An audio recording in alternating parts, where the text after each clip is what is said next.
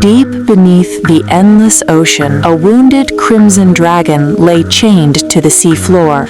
Massive iron chains wrapped around its body, and deep scars covered its crimson scales. It had been trapped there for 3 long years. One afternoon, a poor fisherman named Dashan was returning home after fishing when he heard a faint voice beneath the waves. "Human, please save me." Startled, Dashan looked into the clear water and froze. A giant crimson dragon was staring back at him. Gathering his courage, he rowed closer. "Who did this to you?" he asked. The dragon sighed. "My own older brother, the crown prince of the dragon palace. When I was injured during a heavenly trial, he imprisoned me with divine iron chains. Every day he returns to drain my blood to make powerful elixirs.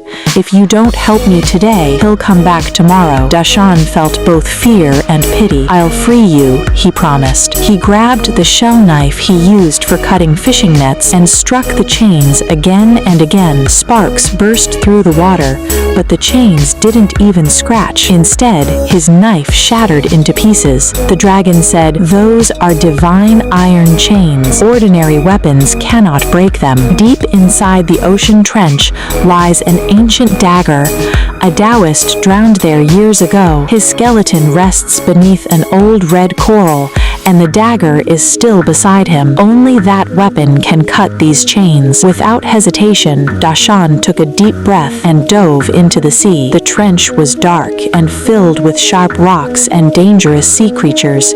His clothes were torn, and his arms were covered with cuts, but he refused to give up. Just before sunset, he found the ancient coral. Beneath it lay a white skeleton, and beside its hand rested a black, rusted dagger. Dashan grabbed it and hurried back. By then, night had fallen. The glowing red eyes of the dragon shone through the darkness. "Raise the dagger," the dragon said, "and repeat after me. 3 feet of pure wind. Let every binding chain fade away." Dashan spoke the words, but nothing happened. The dragon smiled gently. "You must believe with your heart. Try again." Dashan closed his eyes and repeated the spell with complete sincerity. Suddenly, the dagger burst into crimson light. With one powerful swing, crash! The divine iron chains shattered into countless pieces. The crimson dragon let out a mighty roar and soared into the water.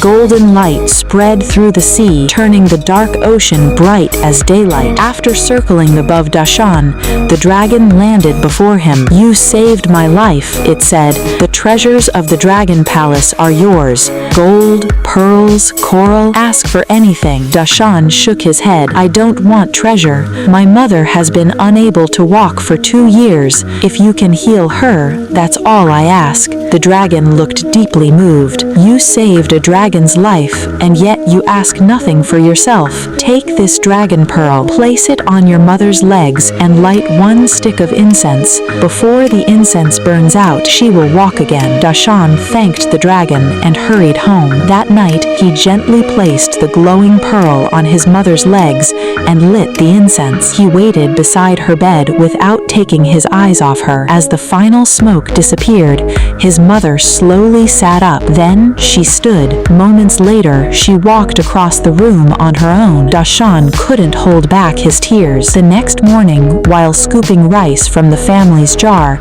he felt something hidden inside. He pulled out a small cloth bag. Inside were 100 silver taels. Dashan smiled. "Brother Crimson Dragon, this must be your gift." That evening, he poured a bowl of rice wine onto the ground and looked toward the sea. "I have nothing great to repay your kindness.